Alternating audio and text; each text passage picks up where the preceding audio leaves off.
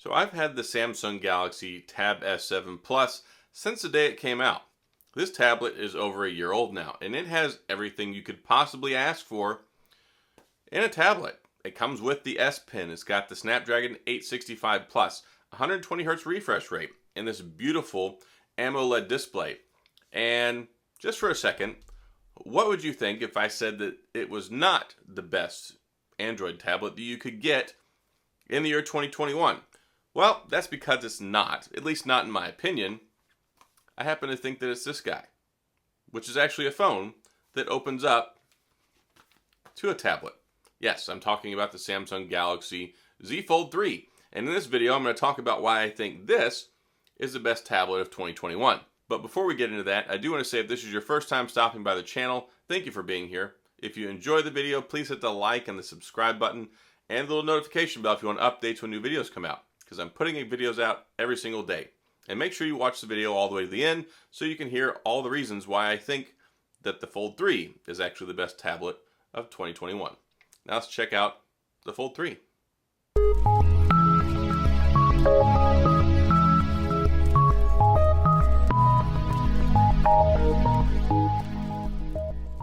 So like I said, Tab S7 Plus, fantastic option. I even had the iPad Pro 12.9-inch 2021 as well. I never use either of them. No, I'm not doing a giveaway. I will cover them later on this year, make more videos. But as soon as I got the Fold 3, I found that I don't use either of the tablets anymore. And I actually used to use them quite a bit, especially my Tab S7 Plus. But there's just something magical about being able to have everything at your fingertips that you need in a normal tablet right here. And it fits in your pocket. And it also has S Pen support, which was the biggest thing that really kept me from wanting to use the Fold or the Fold 2. And not having S Pen support is really what I felt was limiting and kept me from wanting to use the Fold or the Fold 2 as a daily driver. Now that we've got it on the Fold 3, it's a complete game changer. And I've covered this phone or tablet phone extensively ever since it's come out. It's fantastic. And it beats the Tab S7 Plus in every way. You get a Snapdragon 888 instead of an 865 Plus. You also have 5G built straight into the phone because it is a phone, but you can carry it on the go with you as well. So you get all the benefits of having a tablet, except you can carry it around in your pocket, which makes life so amazing if you want to do productivity stuff on the go, if you want to do productivity stuff at home. I use it a lot whenever I'm laying in bed at night, when I make my thumbnails for my videos. It is so much easier to use this than it is to use this. And yes, if you want a laptop replacement, then sure, go ahead and get yourself an iPad Pro, go ahead and get yourself a Tab S7 Plus.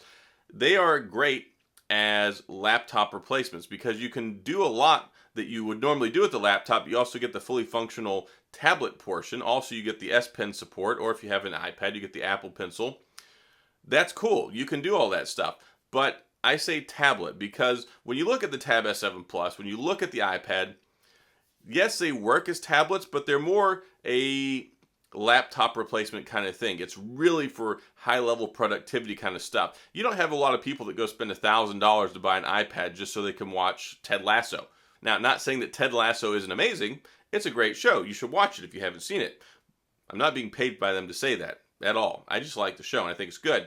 But all that stuff aside, using it as a traditional tablet really is not that fun because it's so big, it's so bulky and cumbersome. Yes, you can get the iPad mini, you can get the regular iPad, the iPad Air, you can get the Tab S7. There are smaller options out there available, but if you've got something like this, why do you want to bounce back and forth between something that's bigger and only works as a tablet? When you have a fully functional phone, you can do everything here, one-stop shop, S Pen support. You can even get the S Pen Pro if you want. So if you want to get in on the motion gestures and all that stuff, you get flex mode. It's got decks built into it. So that means you get wired decks. You also get wireless decks. You can use both of those. And those are great things. And that's great because it takes productivity to the next level. It's like carrying in your pocket a portable computer, a tablet, and a phone. And that's great. And yes, it's very expensive. It's $1,799. You can trade some stuff in, though, if you've got another phone and save yourself some money on it. I traded in my Samsung Galaxy S20 Ultra. I got like 600 or 700 bucks towards it.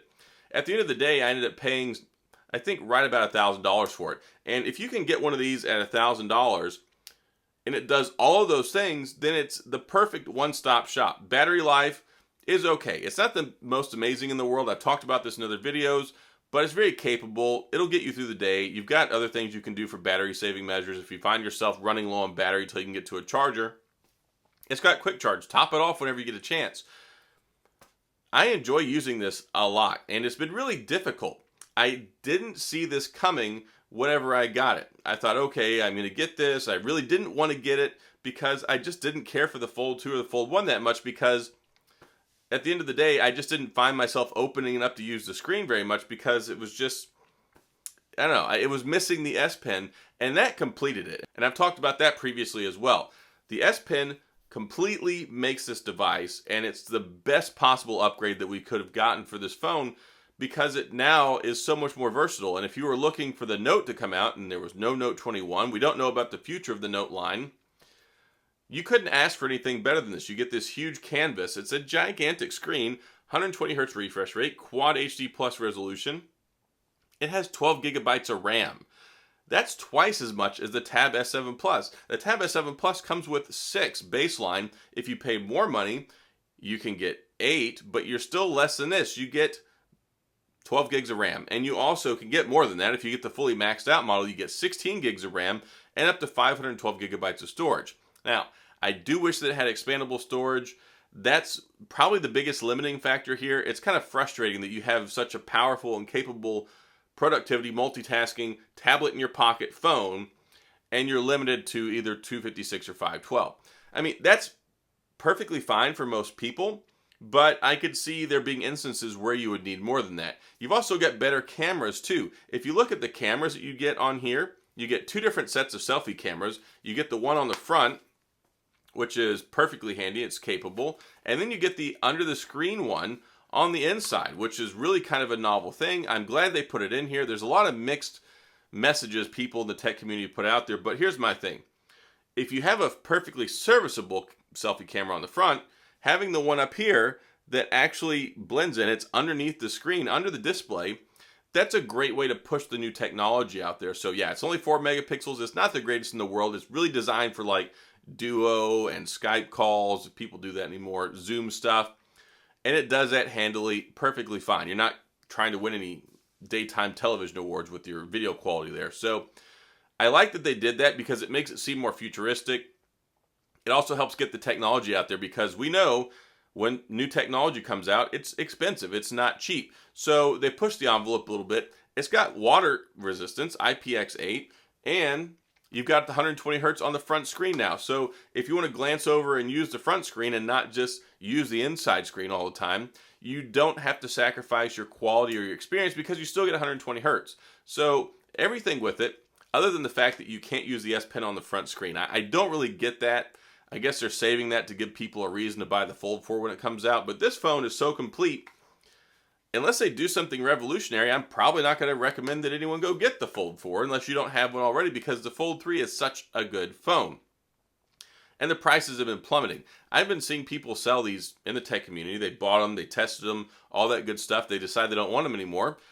If you've got a phone that you like, it's kind of expensive having like a $1,500, $1,700 Fold 3 sitting on your shelf. So I don't fault anyone for getting rid of it, but I use mine every single day and I love it.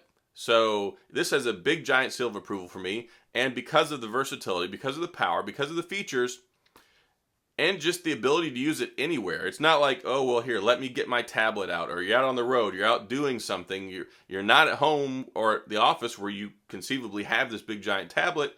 You have a tablet with you anywhere that you go, and it's more powerful. It's got better specs. It's got more features than the Tab S7 Plus, and there's just nothing like it really in the Apple world. And nobody's going to carry around an iPad mini in their pocket. So this right here basically trumps every other device that's out there in capabilities for that. And it's got a larger screen than the Note. It's also much newer, and they didn't have a Note this year. So that's why, all these different reasons, and the fact that I use it extensively all the time, the Fold 3, to me, is the best tablet of 2021.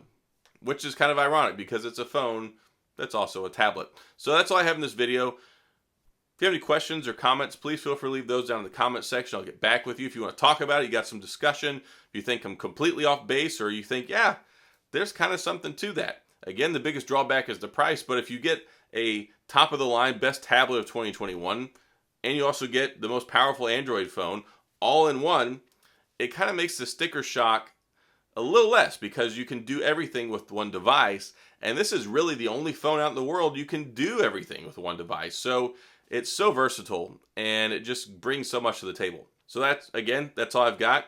If you enjoyed the video, please hit the like and the subscribe button and the little notification bell if you want updates when new videos come out. And as always, thanks for being here. I appreciate you watching, and I'll see you guys next time.